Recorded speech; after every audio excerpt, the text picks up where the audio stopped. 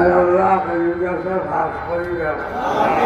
আল্লাহ বিপুল বুঝে সমাবেশের সম্মানিত সভাপতি সাইকুল হাদিস মৌলানা আব্দুল মুসাদ্দিক আইয়ুবী সাহেব, উপস্থিত বিশেষ অতিথি বাংলাদেশ জাতীয়তাবাদী দল বিএনপির জাতীয় নির্বাহী কমিটি কি জমিয়তে উলামার পক্ষ থেকে হেফাজতে ইসলামের পক্ষ থেকে আমাদের যদি আপনারা সহযোগিতা করেন, আল্লাহ তাআলা যদি কবুল করে, আমি যদি বিজয়ী হই, তাহলে সারা বাংলাদেশের হেফাজতের উলামায়ে কেরাম খুশি হবে।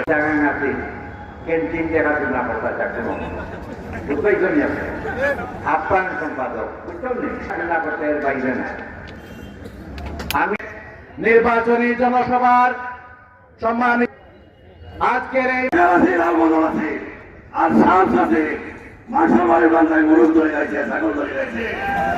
সারা নেতা শফিক রহমান আর আমাদের নেতা